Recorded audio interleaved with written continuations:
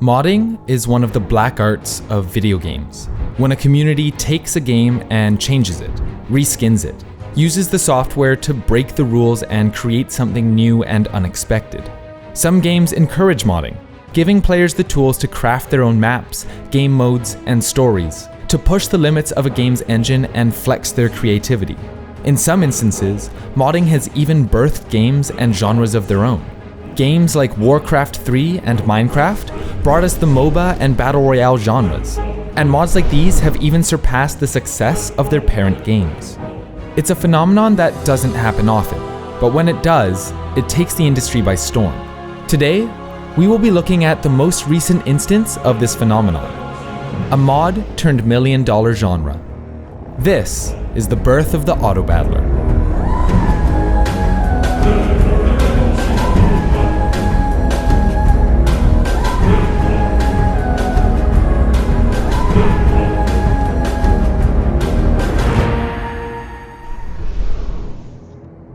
The Autobattler has its roots in Warcraft 3, from the slightly obscure mod called Pokemon Defense. During a game of Pokemon Defense, your goal is to catch and collect various Pokemon, set them up on a board, and watch them fight other neighboring Pokemon. This primitive version of auto chess had some fans, but it never achieved the same level of popularity that many other Warcraft 3 mods did, like Tower Defense, Omniparty, and Dota All-Stars.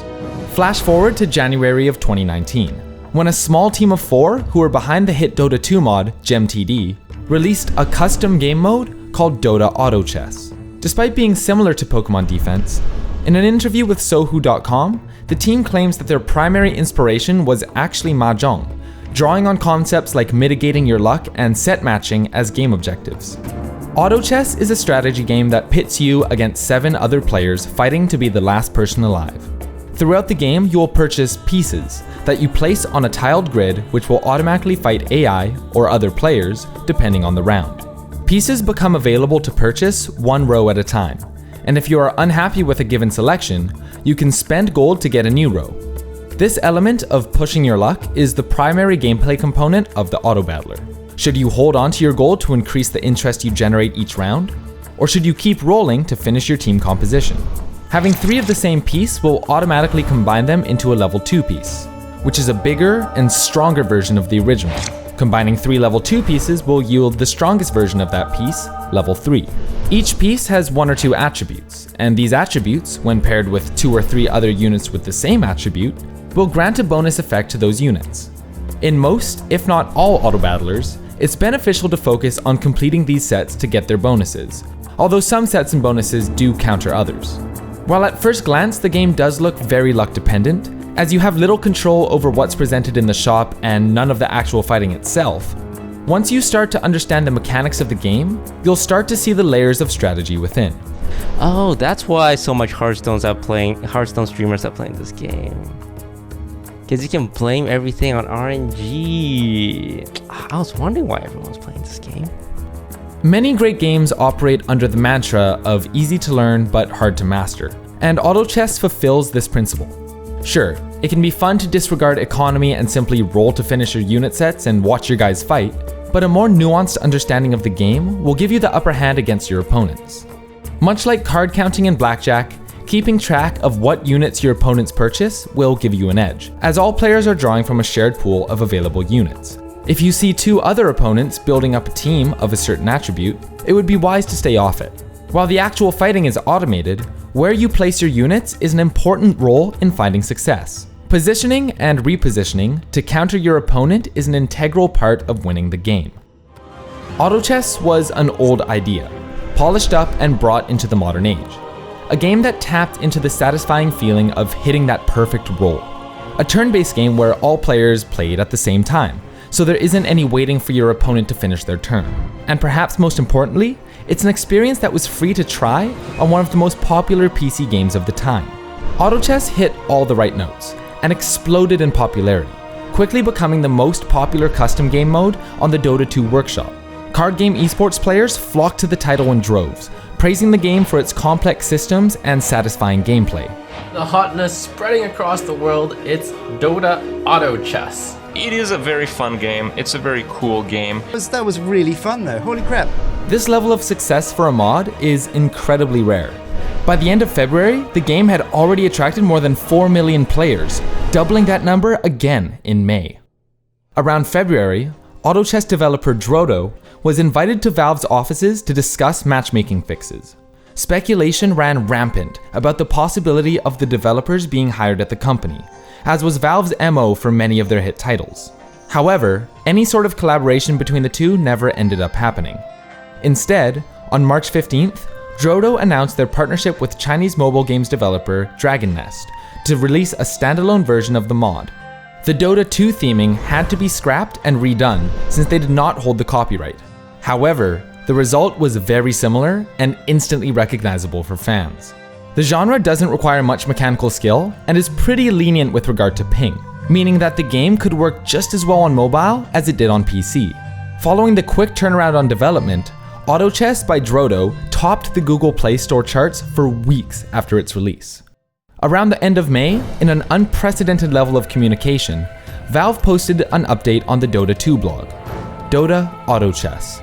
In the post, Valve describes how impressed they were with the mod and its success, recounting how they invited the team to their offices for a possible collaboration on a standalone title. Ultimately though, they came to the conclusion that a collaborative effort would not happen, and, with each other's blessing, they will make their own standalone games separately. Just like that, Valve, a developer infamous for keeping their projects under wraps until they're ready for launch, announced a new game almost offhandedly. However, the announcement was just that, an announcement. No details, no information, nothing more to go on than a name patent filed under the previous month for something called Underlords. In similarly uncommon fashion, 3 weeks later, Riot Games posted on their own blog announcing a new game mode for League of Legends, Teamfight Tactics. In the blog, Riot unabashedly stated that they themselves wanted to build on the auto chess idea by using their own characters and concepts. Images of the new mode were presented, showing a hexagonal grid layout, which was a departure from the traditional square chessboard. Due to the popularity of League of Legends, this news was heard much louder than the announcement of Underlords. Even though it was presented as just another rotating game mode to supplement the primary League experience, Riot did promise a ranked mode and plenty of support. And so, the wave of Autobattlers continued, with several companies rushing to be the first on the market. The next month, at E3, Drodo would announce that they would be making a PC version of their mobile game, exclusive to the Epic Games Store. In the end, to everyone's surprise, it was Valve, the company that never meets its deadlines, who was the first to win the race to go live. Dota Underlords released as a beta on June 13th, 2019 for Dota 2 Compendium owners. While the game was in an incredibly early state, with bare bones menus and ranking, virtually all of the gameplay components were there. Drodo's mobile version and soon releasing PC client was an exact port of their Dota mod. And for that reason, Underlord's first iterations shared many of the same gameplay elements.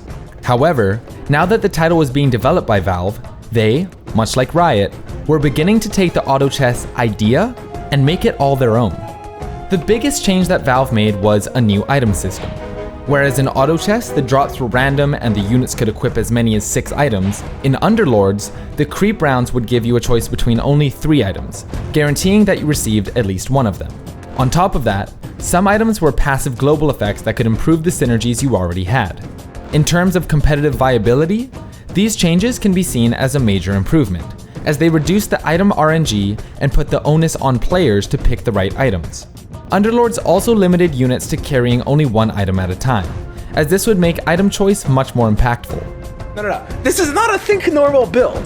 The thing is, when you really think about it, it's not just my warlocks that want to die, it's everything. Everything except for the ogre actually wants to die. Okay, here we go, guys. This guy's online. We haven't improved our board in like 20 turns. If you're paying attention, our board isn't really getting better. Okay, ogre, 1 punch. Oh, go. Okay, DPS chart time. Now is the time. Let's go, ogre. Holy shit. Even though it was built using the same engine as Dota 2, Underlords was its own game from the ground up. Being in development for only 3 months, the game had new artwork, its own soundtrack, and even a mobile version. The transparency Valve had with their community was equally impressive, with devs communicating through Discord servers daily, gathering feedback, talking patch dates, and collecting bug reports. Perhaps this new approach to releasing their game was a response to the mistakes they made with Artifact, or maybe it was just the rush of developing a brand new genre. But Valve seemed to be making all the right moves. Not to be outdone by its competition, later that same week, on June 18th, Riot Games released Teamfight Tactics to their public test servers. Underestimating the number of people that were interested, anyone trying to log in that day would be hit with a 9,000 person wait count. This was despite the fact that the public test servers were closed off to the general public, allowing only League of Legends accounts with a high behavior score to participate. Regardless, the number of people clamoring to try out the new game mode ended up crashing Riot's servers. But when players could get into a game of Teamfight Tactics, they were presented with a very different flavor of Autobattler. TFT abandoned the standard square grid format and replaced it with a hexagonal one. And while this substantial change affected how units interacted with one another, it was not nearly as impactful as the item system Riot had developed. Basically, champions could hold 3 items each. However, unlike Underlords, items could not be moved after they'd been equipped. On top of that, item drops would happen randomly, meaning that if a player was unlucky enough, they could be left with nearly no items against a player with many. Items could also be combined to make them more powerful. This gave single units the potential to carry the team on their own, generating many highlight clips that would be sent around and shared. What the fuck? I died from that? The carousel was another mechanic that made TFT unique, allowing players to intermittently pick up existing units based on how well they were doing in the game. Serving primarily as a catch-up mechanic, the carousel also provides a chance to directly interact with your opponents, and potentially steal a champion that would have been crucial to them winning the game. Teamfight Tactics made much bigger waves in gaming circles, and while the volatility of the game was higher due to its RNG-heavy systems, it was still very well received. There's nothing that I like less about this game than auto chess. I'm very happy to see this type of genre move to League of Legends, and after talking to their balance team, I have a lot of faith that they're going to be able to do stuff well. Thanks to League's extensive streaming network, Teamfight Tactics topped the Twitch charts for quite a while after its release. This is when the Autobattler genre reached its apex. 2 of the biggest PC developers were hard at work creating their own versions, and despite both basing their works on the same concept, they each created something distinct and reminiscent of their respective MOBAs. Teamfight Tactics sought to create an accessible, faster-paced game with plenty of catch-up mechanics. While the item system is more random and the board size is smaller, it fits in with the gameplay, which leans on speed and overpowered builds. Dota Underlords is a slower-paced strategy game. The consistent item distribution means that, more often than not, a player with skill and experience will end up on top. However, this emphasis on an optimal flowchart can sometimes lead to stale and repetitive board states. Drodo's auto chess has even cemented its own place on the market. Never really aiming to be accessible, the game has layers of complex synergies and item systems, which lends itself well to experienced players who know what they're doing and can plan far ahead. All 3 titles are still under development. Some changes are just numbers tweaking and minor fixes, while others are drastic alterations to gameplay, like the gold drops in TFT or head-to-head in Underlords. And other developers are also still coming out with their own auto-battlers, trying to break into the market and get a slice of the pie. Tencent, Riot's parent company, recently released their own title, Chess Rush, in early July. It's still not clear at this point if Teamfight Tactics will ever be getting a mobile version, with its heavy reliance on the League of Legends client, but Chess Rush coming out could be indicative that it won't. Chess Rush offers even faster-paced gameplay over the other 3, but keeps many, if not all, synergies and pieces from the Dota mod. However, it does make an attempt to innovate with a turbo and 2v2 mode as well. With how each game turned out, it seems like the Autobattler that people gravitate towards is the one whose MOBA they like the best. If you like League of Legends, you'll probably like Teamfight, while if you're a Dota fan, odds are you'll end up playing Underlords. As is the song and dance with any new game, both titles had competitive scenes sprout up almost immediately.